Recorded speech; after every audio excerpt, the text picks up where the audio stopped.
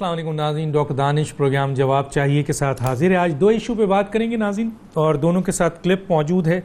एक इशू है जनाब, आज बहुत ही अहम दिन इस लिहाज से 16 और 17 जून के हवाले से सानिया मॉडल टाउन, जिसमें 14 बेगुनाह मासूम लोगों को बुरी तरीके से शहीद किया गया। लेकिन अफसोस की बात है कि आज कई साल गुजरने के बावजूद इन लोगों को जो है, इन मुतासरीन को, इन लवाहिकीन को जो पाकिस्तानी हैं, आज तक पाकिस्तान में इंसाफ नहीं मिल सका।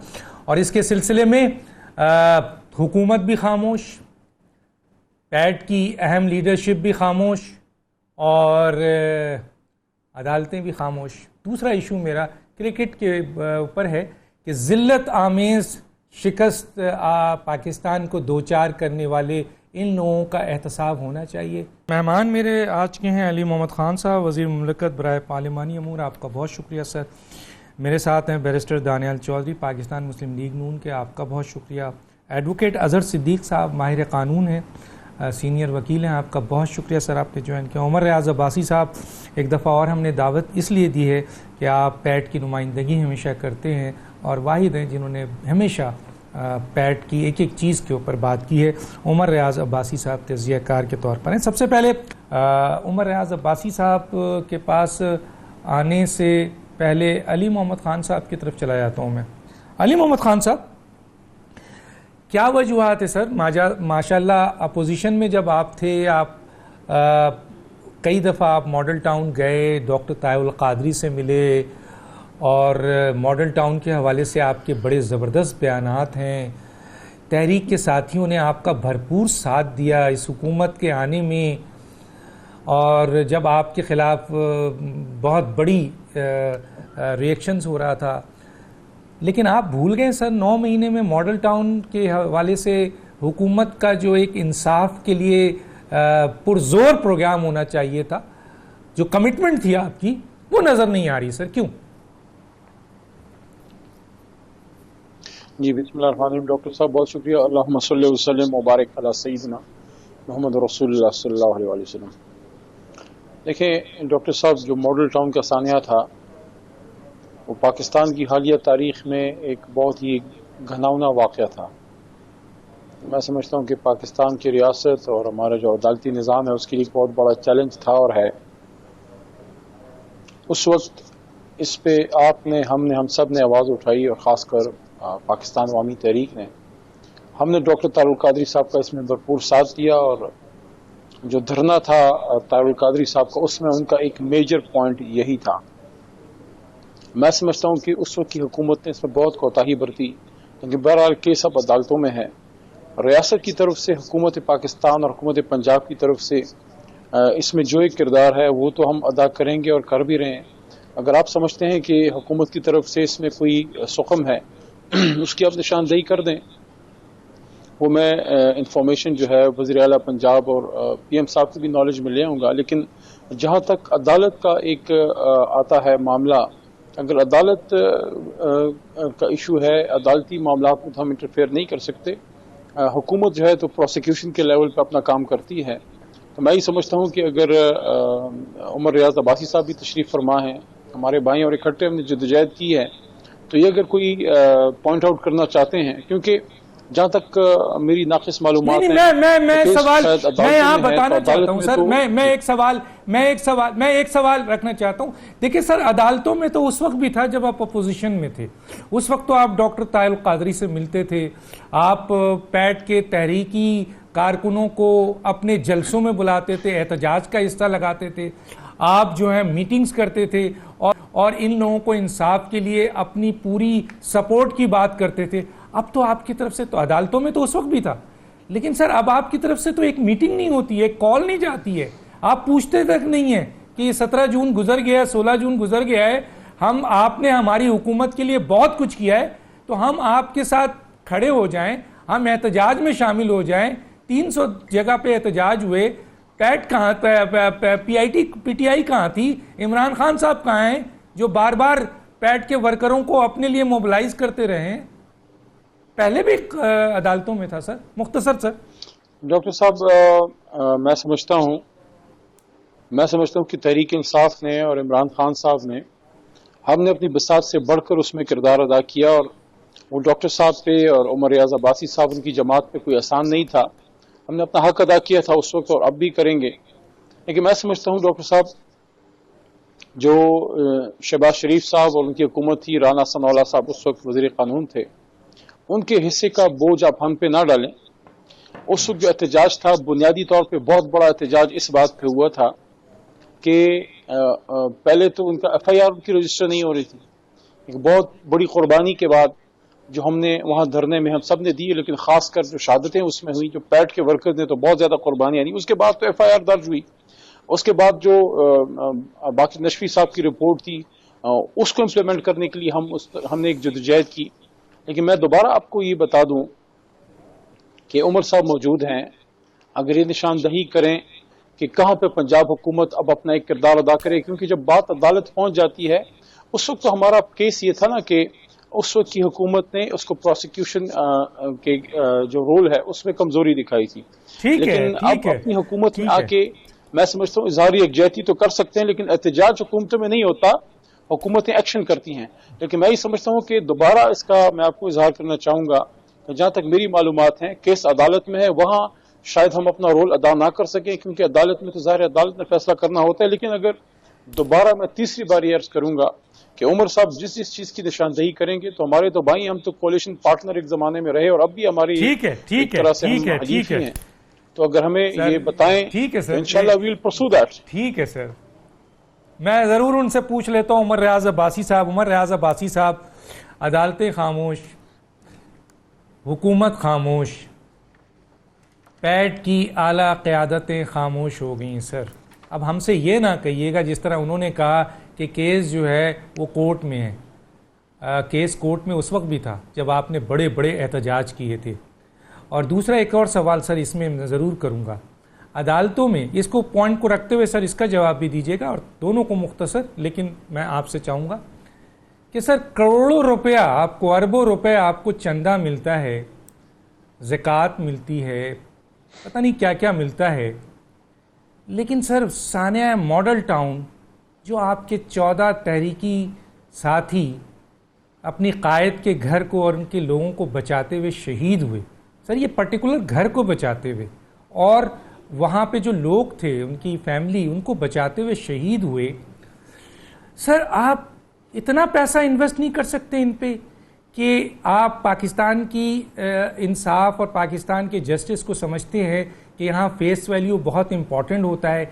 एक ग्रुप ऑफ वकील लिख करते जो बड़ा नामी गिरामी वकील होते पाकिस्तान के, जो आपका केस लड़ते, आप तहरीक के एक इश्तियाक चौधरी से ये केस लड़ा रहे हैं सर, तो ये तो सर आप खुद ही इम्पोर्टेंट नहीं दे रहे हैं इस केस को सर, जबकि आप करोड़ों अरबों रुपए आपको पूरी दुनिया से चंदा मिलता है सर, क्या कहेंगे? बिस्मिल्लाहिर्रहमानिर्रहीम। देखिए डॉक्टर दानिश, मैं तो बहैसियत तज्ज़िया निगार आपके सामने इस केस को इवेलुएट करूंगा और जो आपने सवालात किए उनका एनालिसिस आपके सामने रखूंगा एक पॉलिटिकल एनालिस्ट के तौर पे। I was part of that moment और मैंने ऑब्ज़र्व किया उस दौरान, जो कुछ देखा आपके सामने रखूँगा। देखिए सबसे बुनियादी बात मैं समझता हूँ कि हमें इसका रूट कॉज जानना चाहिए कि मॉडल टाउन हुआ क्यों, what was the reason behind that. अगर ये क्वेश्चन हम समझ गए तो हम मेरे ख्याल में स्मिथ को और साने मॉडल टाउन के मुकदमे को समझ जाएंगे। प्रॉब्लम यह है कि डॉक्टर ताहिरुल क़ादरी साहब ने 3 इश्यूज़ की तरफ इशारा किया था जिसके लिए वो निकले थे। एक तो ये इकोनॉमिक एंजाइटी जो उस वक्त थी, प्रीवेल कर रही थी, मौशी बदहाली, उसके लिए वो मैसेज का सामने के लिए बाहर निकलने की उन्होंने बात की थी पीसफुली। नंबर 2 था सोशल इनजस्टिस प्रीवेल कर रहा था, उसके लिए, उसके ख़ात्मे के लिए। और फिर आइडेंटिटी क्राइसिस था कि पाकिस्तान के अंदर आम आदमी को हशरातुल अर्ज़ और कीड़ा मकोड़ा समझा जाता था। ये बेसिकली 3 आइडियालॉजीज़ हैं। अब मुझे चंद सेकंड दें, मैं एक बात आज अली मोहम्मद ख़ान साहब भी बैठे हैं करना चाहूँगा। अगर कुरानिक कॉन्टेक्स्ट में देखें तो सूरा अल-माउन का मतलब नेबरली नीड्स है। वला यहुद्दु अला तामिल मिस्कीन का मतलब ये नहीं है कि सिर्फ यतीमों को या गरीबों को खाना नहीं खिलाता, वो शख्स दीन को झुटलाता है। मतलब कि जो पॉलिटिकल राइट्स के लिए, पब्लिक के राइट्स के लिए आवाज़ नहीं उठाता, वो शख्स दीन को झुटलाने वाला है। तो ये तो एक पॉलिटिकल कॉन्टेक्स्ट में, कुरानिक व्यू में ये बात आ गई जिसके लिए डॉक्टर साहब निकले। दूसरी बात मैं आपसे ये कहता हूँ कि आज हम यहाँ जिस वक्त हम ये डिस्कस कर रहे हैं, 8 दरखास्तें पैट की तरफ से सुप्रीम कोर्ट में और हाई कोर्ट में दायर की हुई हैं। फिर दूसरी बात, जो मकतूलीन हैं, जो लोग उनके हक के लिए निकले, उन्हें 5-5, 7 साल की सजाएं दी गई हैं। इसका जवाब कौन देगा? और तीसरी बात, मेरे भाई अली मोहम्मद खान साहब बड़े नाइस आदमी हैं, हमने इकट्ठे शोज़ भी किए और बहैसियत मिनिस्टर भी बड़े हम्बल हैं। मैं उन्हें बताना चाहूँगा कि पंजाब गवर्नमेंट के अंदर जो कैप्टन उस्मान है या अभी सुखेरा साहब की जो मौतली हुई इतनी देर के बाद, जो अभी वफाकी मोहतसिब थे और उसको दोबारा चैलेंज कर लिया गया। मतलब कौन लोग हैं जो जुडिशरी में बैठे हुए हैं और जो उन लोगों को, जो बड़े बड़े कल्प्रिट्स हैं, उनको प्रोटेक्ट कर रहे हैं।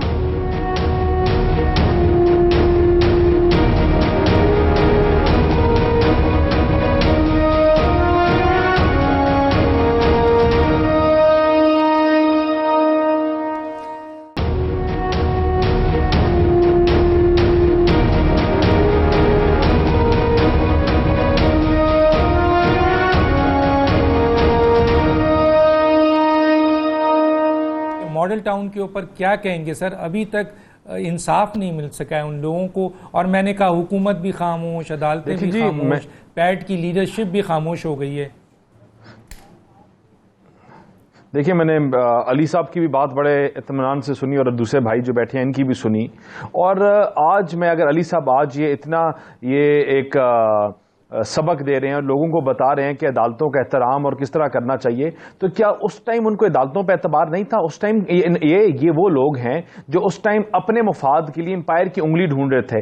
उस टाइम ये रोडों पे आके कहते थे एम्पायर उंगली उठाएगा, किसी अदालत के ऊपर हमें एतबार नहीं है, किसी इदारे के ऊपर एतबार नहीं है, किसी गवर्नमेंट स्ट्रेचर के ऊपर हमें एतबार नहीं है। देखिए, ये हिपोक्रेसी है, ये डबल स्टैंडर्ड्स हैं कि जब आप मईशत के लिए खुद बाहर निकलते थे तो ठीक था, आज कोई और आवाज उठाता है तो आप कहते हैं गलत है। उस वक्त आज जो आप काम करते थे वो ठीक थे, और आज अगर कोई करता है तो उसके ऊपर दहशतगर्दी के आप पर्चे काटते हैं। देखिए, आज की जो हुक्मरान, आज की जो ताकतवर लोग, आज के तो पहलवान ये हैं, और आज का जवाब ये देंगे कि जब उस वक्त इन्होंने कहा था कि इसका 24 घंटे में इसकी रिपोर्ट आनी चाहिए, तो मॉडल टाउन की रिपोर्ट बनी, जेआईटी बनी, उस जेआईटी का रिजल्ट आया।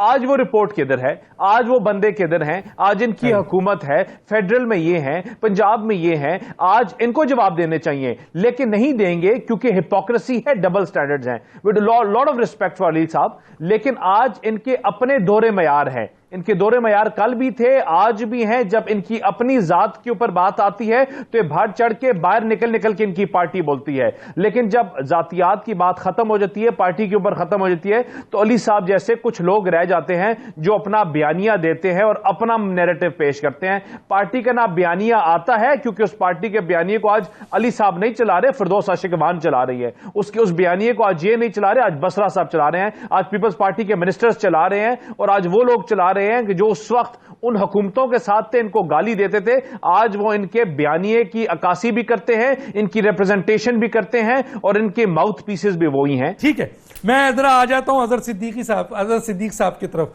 अजहर सिद्दीक साहब, क्या कहेंगे? ये केस चला जहां से पहुंचा अभी यहां, और अभी तक इंसाफ नहीं मिला है। मैंने तो सर ये सवाल उठाया है, चाहे बहुत से लोगों को तकलीफ हुई होगी, लेकिन ये सवाल उठता है सर, अदालतें भी खामोश हैं इस केस पे। इंसाफ चाहिए सर, हम किसी अदालत पे या जजेस पे नुक्ता नहीं उठा रहे, उनका बड़ा एहतराम है, लेकिन इंसाफ नहीं मिल रहा है। क्या वजूहात है? दूसरा, हुकूमत भी खामोश है सर। अब तो उनकी हुकूमत है जिन्होंने, तहरीक के साथियों ने इनका बड़ा साथ दिया था, और सर पैट की लीडरशिप भी खामोश है सर। सेकेंड लीडरशिप तो सर बिल्कुल खामोश है। क्या कहेंगे सर? बहुत शुक्रिया डॉक्टर साहब, बड़े तकलीफ़ और दुख के साथ, लेकिन क्रेडिट टू यू कि आपने बड़ा अहम इशू उठाया है। मैं अपने दोस्त और भाई बैरिस्टर दानियाल चौधरी साहब की बात सुन रहा था, अजीब इसलिए लग रहा था कि ये बेसिकली थोड़ी सी हिस्ट्री बताना ज़रूरी है ताकि समझ सके मामला कि कहाँ पर अटका हुआ है और कहाँ रुका हुआ है। इसमें तो कोई शक नहीं है कि PMLN की गवर्नमेंट ने ऐसे हालात पैदा किए कि इंसाफ के दरवाजे ना सिर्फ बंद हो गए बल्कि सड़कों पर रोंद कर रख दिया गया इंसाफ को। सबूत ऐसा है कि सबसे पहली दरख्वास्त दी गई, मुकदमा दर्ज ना हुआ, सेशन कोर्ट में गए, हाई कोर्ट में आए, और उससे पहले 610/2014 FIR हुकूमत वक्त ने इन मासूम लोगों के खिलाफ दर्ज कर दी और उसकी बाकायदा JIT बना के, सो कॉल्ड JIT बनाकर इंक्वायरी शुरू कर दी। जब इनकी FIR उस वक्त के chief of the army staff की इंटरवेंशन की वजह से दर्ज हुई, उसमें भी एक JIT बनी। और कमाल की बात है डॉक्टर साहब कि उसके अंदर जो डाइसेंट नोट आए थे, जो JIT थी, वो सब फाड़ लिए गए, वो रिकॉर्ड से गायब कर दी गई। और मैंने ये बाकायदा दरखास्तें टेरिस कोर्ट में दी और हाई कोर्ट में भी दी। बहरहाल ये इंसाफ कहाँ मिलना था इनको, और इनका उस वक्त आदम एतमाद का इजहार करना इसलिए ज़रूरी था कि हुकूमत में ये लोग बैठे थे और जहाँ कहीं भी हर जगह बैठ के हर चीज़ों को मैनेज किया जा रहा था, रिकॉर्ड पे एक्सेस नहीं थी। फिर इन्होंने इस्तगासा दायर किया। इस्तगासा जो है बड़ा बहरहाल मामला गया, अदालत ने नवाज शरीफ वगैरह बाकी किसी को समन ना किया, सिर्फ और सिर्फ अब मुश्ताक सुखेरा साहब को समन किया। उन्होंने चैलेंज कर दिया, इधर से इन्होंने चैलेंज कर दिया, मामला हाई कोर्ट के सामने आया। हाई कोर्ट ने 2 बेंच ने, बेसिकली फुल बेंच बना था, 2 मेंबर्स ने कहा कि ये बाकायदा नवाज शरीफ वगैरह को समन नहीं किया जा सकता, मुश्ताक सुखेरा को समन किया जा सकता है। मामला वापस चला गया, डिनोवो ट्रायल हो गया नए सिरे से। पैट ने यह मामला सुप्रीम कोर्ट में चैलेंज कर दिया। सुप्रीम कोर्ट में आज भी ज़ेर इल्तवा है। ये तस्वीर का मैं एक रुख बता रहा हूँ। दूसरा भयानक तरीन रुख ये बता रहा हूँ कि बाकायदा जुडिशल इंक्वायरी ट्राइब्यूनल बना, उसके अंदर सारा बातें तो बड़ी कर रहे ना हमारे दोस्त भाई बैरिस्टर दानियाल, और किसने कहा कि जुडिशल इंक्वायरी ट्राइब्यूनल की रिपोर्ट पब्लिक हुई? धक्के खाने पड़े इन लोगों को। बाकायदा हाई कोर्ट में आए, हाई कोर्ट में बाकायदा सिंगल जस्टिस मज़ार अली अकबर नकवी साहब ने कहा वह रिपोर्ट फराहम की जाए, रिपोर्ट ना दी गई, मामला चैलेंज कर दिया हुकूमत पंजाब। यानी डर किस बात का इनको? इस वक्त पंजाब हुकूमत को डर किस बात का था? मामला चैलेंज हुआ, फुल बेंच में गया, फुल बेंच ने बाकायदा कहा कि रिपोर्ट और चीज़ें फराहम की जाए। रिपोर्ट दे दी, रिपोर्ट के साथ सारा मटीरियल जो बयान अल्फिदाल की है, जो डिसएंगेजमेंट का था, जिसमें शहबाज शरीफ साहब, राना सनाउल्लाह और बाकी लोग बराह रास्त लोग शामिल, आज तक डॉक्टर साहब 1.5 साल हो गया है, वो मटीरियल आज तक नहीं मिला। ये काम ये मौजूदा हुकूमत का भी जिम्मेदारी है। मौजूदा हुकूमत क्यों खामोश बैठी है? अली मोहम्मद साहब पूछ रहे थे, मैं बता देता हूं उनको कि उस JIT रिपोर्ट के साथ जितना मटीरियल था, आज भी मटीरियल वो फराहम नहीं किया गया। उसके खिलाफ लाहौर हाईकोर्ट में दरखास्त है, एक ज़ेर इल्तवा है।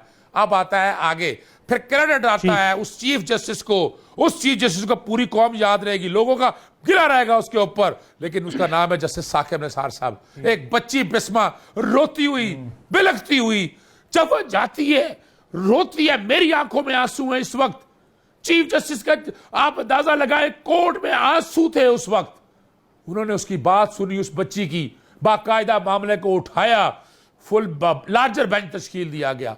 अब यहां देखेगा हुकूमत वक्त वजह है कि उस वक्त ब्यूरोक्रेसी सारी साथ मिली हुई थी, बाकायदा नवाज शरीफ वगैरह सब रिप्रेजेंट हुए सुप्रीम कोर्ट के लार्जर बेंच के सामने, और यहां क्रेडिट जाता है मौजूदा गवर्नमेंट को। इन्होंने कहा सेक्शन 19 के तहत, ये मैंने बहुत पहले कहा था कि आज तक इसकी इंक्वायरी नहीं होने दी, कोई रिकॉर्ड सामने नहीं आने दिया। किस तरह प्राइवेट जेट के अंदर मुश्ताक सुखेरा वहां ट्रांसफर होके आया, किस तरह बैठ के ये ऑर्डर हुए, सारा कुछ रिकॉर्ड पे आने नहीं दिया गया। वो बैठ के जब ये बात हुई, इन्होंने कहा JIT सुप्रीम कोर्ट में ये कहा, सुप्रीम कोर्ट ने इस बात पे मामला निपटा दिया कि बॉर्न फ्रूट हो गया है, JIT बन गई। उस JIT को चैलेंज नहीं किया गया, और वो JIT जब काम शुरू किया गया, बड़ा आप हैरान होंगे, उसमें वकील देखें, कांस्टेबल है, बड़े बड़े वकील किए गए उसके अंदर।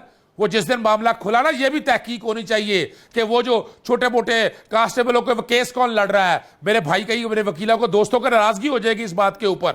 वो मामला फिर चैलेंज किया, वो डिवीजन बेंच के सामने लगा। डिवीजन बेंच ने कहा ये मेंटेनेबल कैसा है। फिर एक दिन वही है, ये टीम एक काम जो कर रही है, नवाज शरीफ वगैरह शहबाज शरीफ साहब के साथ, वो एक पिटीशन दायर करती है, वो आके कोर्ट में आता है, कोर्ट में आके कहते हैं कि लार्जर बेंच बनाना है, लार्जर बेंच बना सकता है। मामला ये कहा गया, हाई कोर्ट में दरखास्त दी गई, जुडिशियल साइड पे, एडमिनिस्ट्रेटिव साइड पे बाकायदा फुल बेंच तश्कील दे दिया गया।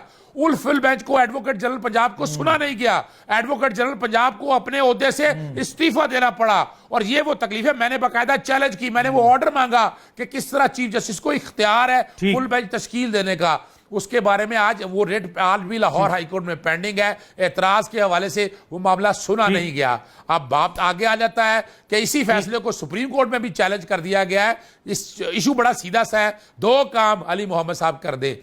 कि जो JIT के साथ जितने मटेरियल, जितना डॉक्यूमेंट मांगा है वो सारा बयान अल्फिया, इतने इतने गहरे सबूत है कि ना शहबाज शरीफ बचेगा, राना सनाउल्लाह बचेगा, कोई नहीं बचेगा, वो मटेरियल दे दिया जाएगा। ठीक है सर, ठीक है। मैं एक छोटे से ब्रेक में जाऊंगा नाज़रीन, बड़ी सिंपल सा के बाद फिर वापस आते हैं।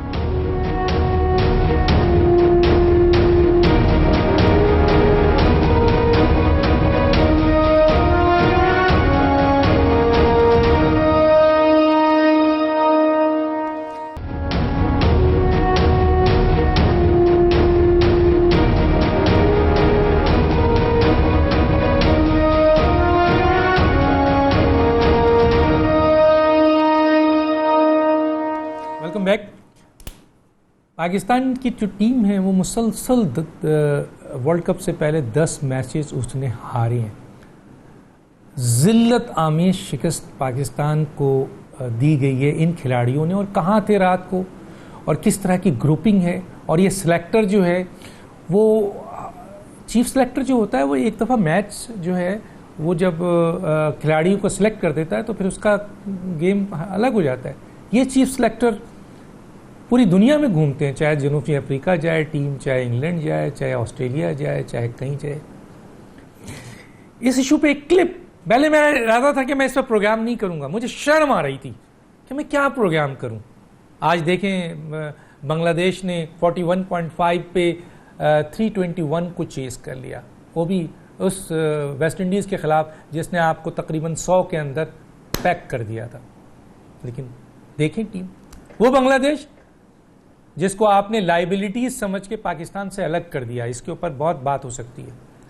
वही बांग्लादेश आज इकोनॉमी में आपसे आगे है, डॉलर में आप देख लें आपसे आगे है, सरमायाकारी में आपसे आगे है, बहुत सारी चीज़ों में आगे हो गया, अब तो क्रिकेट में भी आपसे आगे हो गया है। शर्म आनी चाहिए जी। आप बड़े पाकिस्तानी हैं सर, आप वो आदमी हैं जो इमरान खान के सामने खड़े होकर मेरिट पे गुफ्तगू करते हैं, टीवी पे मेरिट पे, पार्लियामेंट पे मेरिट पे गुफ्तगू करते हैं। सर ये मैच को आप कैसे देखते हैं पाकिस्तानी टीम को, और क्या करना चाहिए इमरान खान साहब? डॉक्टर साहब, अली मोहम्मद पहली खान बात साहब। तो ये है कि दिस वाज जी शुक्रिया डॉक्टर साहब। पहली बात तो ये है कि दिस वाज अ गेम, ये खेल था। दो चीजें मैं यहां पे क्लियर करना चाहूंगा। पहली बात, जो अभी एक साहब गुफ्तगू कर रहे थे, मैं उनकी इस गुफ्तगू को यकसर रद्द करता हूं। ये जो हमारी टीम है, दुख मुझे भी है और इनसे ज्यादा है, मैं खुद स्पोर्ट्समैन रहा हूं, लेकिन इस तरीके से अपने नेशनल हीरोज को डिग्रेड नहीं करते। अगर उनमें कोई कमजोरी है उसको ठीक करने की कोशिश करनी चाहिए। हाँ, इस बात पे मेरा जोर है कि देखें, कौम कभी भी इस बात पे कौम नाराज नहीं होती कि आप हार गए। कौम को दुख तब होता है जब उनको लगता है कि यार जितना हम इमोशनली इन्वेस्ट कर रहे हैं, पूरी कौम टीवी के सामने बैठी है, क्या हमारे जो नौजवान हैं, हमारे बच्चे जो खेल रहे हैं, वो उतनी एफर्ट कर रहे हैं?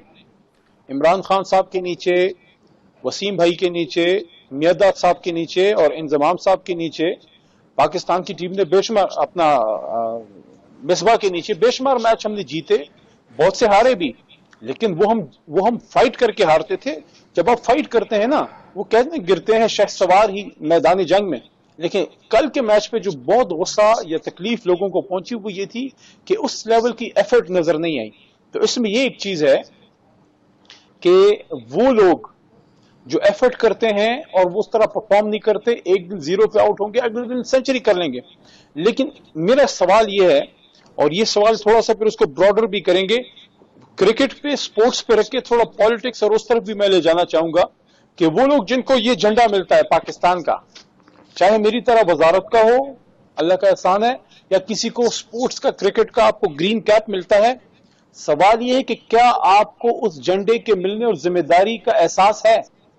कुछ जो विजुअल्स आए हैं, खिलाड़ियों का बाहर जाना, खाना खाना, थोड़ी आउटिंग करना, ये कभी भी ममानियत नहीं होती, लेकिन इतने बड़े मैच से एक रात पहले देर रात तक बाहर जाना, डिसिप्लिनरी मेजर जरूर लेने चाहिए उन खिलाड़ियों पे जिन्होंने अपनी फिटनेस पे कॉम्प्रोमाइज किया। नंबर 1। नंबर 2, देखिए प्लीज, मेरी कौम से भी रिक्वेस्ट है, लेकिन साथ साथ हमारे मीडिया पर्सन इनसे भी रिक्वेस्ट है कि प्लीज, हम दो इंतहाओं के बीच में मुसाफिर बनते हैं। थोड़ा सा बीच में आए, थोड़ा सा दरमियानी रवैया इख्तियार करें। यही लोग जब जीतते हैं हम इधर उठा के रखते हैं, जब हारते हैं लात मारते हैं। भाईजान, जो कमियां हैं उस पर फोकस करें और इस तरह से ना करें कि हीरोज को जीरो बना दे। जो गलत लोग हैं, जो परफॉर्म नहीं कर रहे, उनको कुछ अरसे के लिए बाहर करके बेहतर लोगों को लेके आए, लेकिन इस तरह से रिडिक्यूल करना भी अच्छा नहीं है। सर एक सवाल है जाते हुए, और बेहतरी होनी चाहिए। दूसरे मेहमान की तरफ जाने से पहले एक मुख्तसर सा जवाब दे दीजिएगा। मैं एक आपको वाकया याद दिलाता हूं। जब कराची में एक मैच हो रहा था तो महमूद हुसैन साहब चीफ सिलेक्टर थे सर, उन्होंने टीम सिलेक्ट की और इमरान खान उस वक्त कप्तान थे, उनको दे दी। उसके बाद जब मैच हो रहा था तो जनाब कराची में मैच हो रहा था पाकिस्तान में, चीफ सिलेक्टर साहब जो है वो ड्रेसिंग रूम में आते हैं और खिलाड़ी से बात करते हैं। इमरान खान साहब खड़े होते हैं और उनसे पूछते हैं आप किस हैसियत से मेरी टीम से बात करने ड्रेसिंग रूम में आए हैं? आपका काम खत्म हो चुका, आपने टीम सिलेक्ट कर दी, आप जाके आराम से बैठें। सर आपके नाक के नीचे ये चीफ सिलेक्टर इंजमामुल हक हर दौरे में मौजूद होता है, हर ड्रेसिंग रूम में मौजूद होता है। आप हुकूमत हैं, क्या कर रहे हैं सर आप? सर मुख्तसर से जवाब दीजिए जब आगे। डॉक्टर साहब आज जी मुख्तसरी जवाब दूंगा। आज इमरान खान साहब ने हमारी क्विक मीटिंग में इस पे बात की भी थी कि थोड़ा सा इकोनॉमी और बजट और इन इश्यूज से थोड़ा सा उनको फरागत मिले, तो इस पे भी वो फोकस कर रहे हैं और वो चाह रहे हैं कि हम अपनी टीम का रिवाइवल करें। सिर्फ क्रिकेट का नहीं डॉक्टर साहब, हॉकी का, स्क्वाश का, जो हमारे स्टार्स हुआ करते थे। एक बात मैं करूंगा डॉक्टर साहब, प्लीज इसको सुन के जाइएगा अगले। ये जो कोई कहता है ना कि क्रिमिनल चार्जेस और इनके खिलाफ गद्दारी, ये क्या बात कर रहे हैं? ये कोई बात है भला करने की? एक खिलाड़ी ने परफॉर्म नहीं किया, बच्चे हैं, गलती भी हो गई, जो अच्छा नहीं परफॉर्म कर रहा उसको कुछ अरसे के लिए बाहर करें, अगले प्लेयर्स को लेके। लेकिन ये कहना कि गद्दारी और ये इन पे क्रिमिनल केसेस करें, ये कौन सी दुनिया की बात कर रहे हैं आप लोग? कल को ये मैच जीतेंगे, फिर ये जो लोग गद्दारी की बात कर रहे हैं वो क्या करेंगे? चाटेंगे। Strongly condemn this. ये आपका पॉइंट ऑफ व्यू सर, ये आपका पॉइंट ऑफ व्यू है। गद्दारी के सर्टिफिकेट ना बांटें। मेरिट जब मेरिट सर, मेरिट के खिलाफ अगर मेरिट की बात करें, लेकिन गद्दारी की बात और treason charges, I strongly refute them. Merit के खिलाफ बात होगा तो होगा। दानियाल चौधरी साहब की तरफ आता हूं। दानियाल चौधरी साहब, इमरान खान साहब के बड़े बड़े दावे थे कि इस मुल्क के ऊपर बड़े स्टेटमेंट है, वो सब में चाहे मिनिस्ट्री स्कीम हो, चाहे IMF का मसला हो, चाहे और मदीने की रियासत हो, चाहे गुड गवर्नेंस हो, सब में उन्होंने टर्न ले लिया। क्रिकेट उन्होंने कहा था कि मेरे दौर में क्रिकेट मेरिट पे होगी। तो सर ये जो उल्टे सीधे लोग और सिलेक्टर और ये जो मिकी आर्थर जो अरबों रुपए खा रहा है, सर क्या करेंगे? सर क्या कहेंगे इस पे? सब चेंज सर। डॉक्टर साहब एक चीज बोलूंगा मैं कि जो बच्चा, डॉक्टर साहब, जो बच्चा इम्तिहान से पहले रोटी खाने जाए और शीशे पी रहा हो तो उसकी और नंबर उसके सिफर हैं तो उसकी माँ उसको थप्पड़ लगाती है, वो चाहे क्रिकेट हो या कोई और चीज हो। कि आज हर पाकिस्तानी की, हाँ जो बात जहां उन्होंने गद्दारी की बात की, मैं उस चीज से बड़ा डिसएग्री करता हूं। लेकिन डॉक्टर साहब आप क्रिकेट को छोड़ के आप शुरू हो जाएं आप इनके पहले वादों से। आप फॉरेन डायरेक्ट इन्वेस्टमेंट, जिस दिन हम आएंगे लोग अरबों रुपए लेके आएंगे, 200 अरब इनके मुंह पे मारेगी, बताएंगे। आज डॉक्टर साहब फॉरेन डायरेक्ट इन्वेस्टमेंट 2.48 बिलियन थी 2018 में, 2019 में 1.37 होगी। डॉक्टर साहब आप स्टॉक मार्केट की बात करें, आप डॉलर की, रुपये की डीवैल्यूएशन की बात करें, आप मैशत की ग्रोथ की बात करें, आपको हर चीज में झूठ नजर आएगा, आपको हर चीज में प्रेजुडिस नजर आएगा और आपको हर चीज में इनकॉम्पिटेंस नजर आएगा। शायद हमें इनकी नीयत पे शक नहीं है, हमें यह शक नहीं है कि शायद ये तमाम चीजें करना नहीं चाहते, लेकिन इनमें अहलियत नहीं है, ये नालायक लोग हैं। डॉक्टर साहब आज जो पाकिस्तान क्रिकेट टीम ने इस पूरे मुल्क के साथ किया, इसके उनके ऊपर इनसे पूछा जाए कि आप किस राइट से, देखिए आपका काम है तैयारी, इनको अगर खानों का इतना शौक है तो पहलवानी कराएं, इनसे कुश्तियां करवाएं, इनको यहां दंगल में लेके आए, इनसे करवाएं।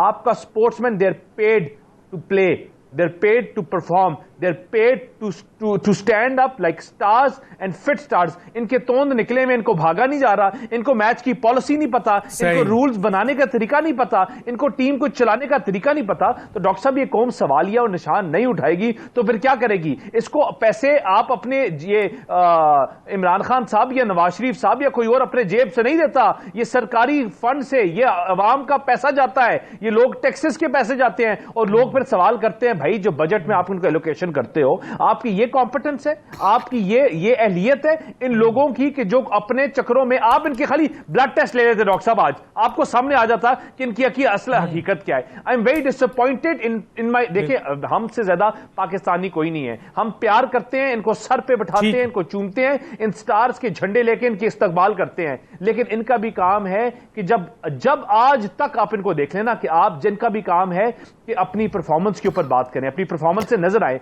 और इमरान खान साहब जिन्होंने वादे किए थे, लोगों को नजर आना चाहिए था अगर कोई स्पोर्ट्स बेहतर होती तो क्रिकेट होती, वो स्पोर्ट्स जिसके वो खुद जिसको जानते हैं, जिसकी पूरी जिंदगी अपनी सियासत में मसाले देते रहे। आज पाकिस्तान टीम की इनकॉम्पिटेंस और फेलियर इमरान खान के ख्वाब की भी इनकॉम्पिटेंस और फेलियर है। जो बंदा अपनी टीम को बेच के, असद उमर को उनको खत्म करके फिरदौस आशिक अवान को लगा दे और इन जैसे लोगों को लगा दे, तो आप क्या एक्सपेक्ट करेंगे कि जो पाकिस्तान टीम से वादे किए उनको कैसा पूरा करेगा। आज ये जो मेरे इमोशंस हैं, आज ये पूरे पाकिस्तान के हर पाकिस्तानी की इमोशंस हैं, और लोग कहते हैं कि इनको अकाउंटेबल, इनसे सवाल किया जाए और इन लड़कों को जो परफॉर्म नहीं करते उनको रिप्लेस किया जाए।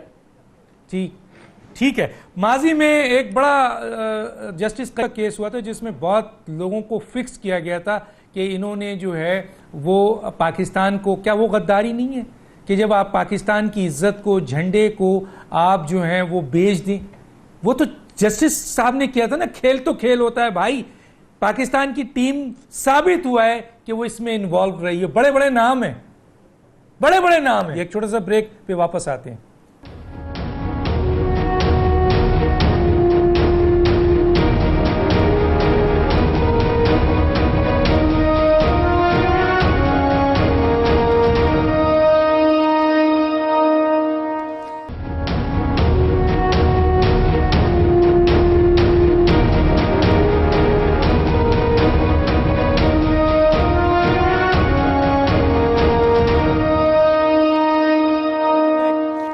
अब्बासी साहब, मैं आपकी तरफ आता हूं। क्या जस्टिस कय्यूम की रिपोर्ट अगर आप पढ़ें तो उसमें क्या उन्होंने फिक्स नहीं किया है कि इन लोगों ने पाकिस्तान के नाम को बेचा? आपने सजा ही नहीं दी, आपने एहतसाब ही नहीं दिया। यहां तो बाज़ाब्ता जस्टिस कय्यूम की रिपोर्ट है जिसमें नामी गिरामी क्रिकेटर को अगर उस वक्त एहतसाब कर दिया गया होता, इनको जेलों में बंद कर दिया गया होता, तो आज उससे सबक सीखते सर। और आज ये शोएब मलिक और ये इंजमामुल हक और ये इनामुल हक और ये दूसरे लोग जो है ना वो हरकत नहीं करते कि जनाब चीफ सिलेक्टर साहब जो है हर जगह मौजूद हो रहे हैं। तो सर क्या आप नहीं समझते कि ये गद्दारी नहीं है कि अगर मुल्क को जो बेचे, फिक्स करे मैच को सर, और रिपोर्ट में साबित हो सर, एहतसाब नहीं हो बल्कि उनको आला ओहदे दे दिए जाएं पाकिस्तान में? क्या कहेंगे सर? डॉक्टर साहब, मैं एक बात अर्ज करूं। मैं एक बात को जानता हूं कि नैब में बाकायदा नवाज शरीफ के दौर में बड़ी डिटेल और डेप्थ में इंक्वायरी हुई थी और ये चीजें सारी रिकॉर्ड पे आ चुकी थी साहब। लेकिन बात वही है ना, या मिट्टी डालो और असल हकायक सामने लाओ, और वो बड़ा जुल्म किया और उसके बाद उस चीज को बढ़ावा कैसे दिया। देखिए जरा समझिएगा कि पूरे पाकिस्तान को 32 साल घिन की तरह खाते रहे और हर अदारे में नेपरा, पैमरा, अबसार आलम, SCCP, नसीम अजाजी, ओगरा, हर इदारे के अंदर इन्होंने पॉल्यूट कर दिया इस पूरे इदारे को। अगर आप कोई ईमानदारी आदमी ला के बिठा देंगे वो नहीं कर सकेगा। कि आपने पहले तो उनको लगा दिया वो T20 में पैसे कैसे बनाने हैं, आपने उनके अंदर से वो कौमी सोच खत्म करके रख दी कि पैसा कैसे बनाना है। और ये बड़ा जुल्म हुआ है। ठीक है, अपनी जगह काउंटी खेलनी है, जो मर्जी खेलना, वो एक अलग इशू है, लेकिन असल वजह ये समझ नहीं पाए। अब देखें, इमरान खान साहब ने एक बड़ी वाज़ेह बात की थी और मैं आई सपोर्ट दैट, और मैं भी क्रिकेट खेलता हूं, और उन्होंने बारिश को सामने रखते कहा था कि पहले आपने जो है ना पहले बैटिंग जो है खुद करनी है। लेकिन क्या किया उन्होंने? फिर दूसरा याद रखिएगा, वो दौर याद करें, कारदार साहब अपने कमरों से निकलने नहीं देते थे इन लोगों को। और यहाँ मैं इमरान खान की इस बात पे नहीं, लेकिन इमरान खान साहब का मसला ये है कि सिर्फ इस तरह नहीं, जब तक check and balance, counter balance नहीं होगा, थिंक टैंक इनके साथ बैठेंगे, यानी वो जो करप्शन या पॉल्यूशन जो 32-34 साल से डाली हुई है, वो पैसे की शक्ल में, एडवांटेज की शक्ल में, वो माइंड वही बैठे हुए हैं। इसीलिए सिस्टम आगे नहीं चल रहा, ब्यूरोक्रेसी आगे नहीं चलने दे रही। कोई शख्स भी इस निजाम को, मैं इस बात को सपोर्ट नहीं करूंगा, इसमें कोई शक नहीं है कि जिन्होंने गद्दारी की है उन सबको, लेकिन मेरे हैसल कौम, मैं पूरी जो मेरा जो फेस है, मेरी जो पाकिस्तानी क्रिकेट टीम है, मैं उसको मैं लाइन नहीं होने दूंगा। हमें उसको बचाना है और बचा के इन सबको इकट्ठे होना है, लड़ते रहे कभी। यानी अपोजिशन बैठे बातें तो बड़ी करती है, अगर बताए तो सही कैसे हालात, भाई हम आएंगे कर देंगे। खुदारा 5 साल बाद आना है तुमने, अभी बताओ तो महंगाई कैसे ठीक कर सकते हो, तो मुल्क का टैक्सेशन निजाम कैसे ठीक कर सकते हो, तुम इदारों को कैसे ठीक कर सकते हो, कोई एक बता दे। किसी एक अपोजिशन है ही कुछ नहीं किसी के पास, सिर्फ और सिर्फ बातें करने के लिए है, कौम को बेवकूफ बनाने के लिए। सोशल मीडिया पे आइंदा से इलेक्शन भी सोशल मीडिया पे करा दीजिएगा। यानी लड़ाई क्या हो रही है कि यहाँ सोशल मीडिया पे चल रही है और हम उसी पे लड़ाई लड़ते फिर रहे हैं। खुदारा इस अपोजिशन को होश के नाखून लेने चाहिए। कौम को डॉलर, अच्छा डॉलर हम आते क्या कर, ओ भाई क्या करते तुम बताओ फ्लोर के हाउस पे आके बताओ यहां गलती है, टैक्सेशन के निजाम में यहां गलती है। अच्छा अजीब मंतक बनाई है कि बजट पास नहीं होने देंगे। खुदारा ये बगावत है, बजट पास नहीं होने देंगे। यानी खुदारा के बताओ कि बजट में ये लेकिन सर इस पे तो कमेंट्स कर दें, सर इस पे भी तो सर इस पे भी तो कमेंट्स कर दें, सर इस पे भी कमेंट्स कर दें कि जस्टिस कयूम साहब की रिपोर्ट पे एहतसाब नहीं हुआ और उनको बड़े ओहदे दिए गए। क्या वो लोग जिन्होंने पाकिस्तान का नाम बेचा, दबा दी गई है, वो रिपोर्ट दबा दी गई है, वो रिपोर्ट सामने आनी चाहिए। कौम को कौम बैठ के वे करे उसको देखे। इमरान खान लाएंगे ना सर, अब हुकूमत किसकी है, इमरान खान की है ना, लाए ना मेरिट पे, लाए ना वो रिपोर्ट सामने, तो सर वो रिपोर्ट लाए। हाँ इसको बेहतरी के लिए मैं ये नहीं कह रहा कि इनको जेलों में डाल दे, अभी फिलहाल इस मुल्क के क्रिकेट को, इस मुल्क का नाम बचाएं। ठीक है सर, ठीक है कि जिसमें हमको जीतते हैं, बाकी ठीक है।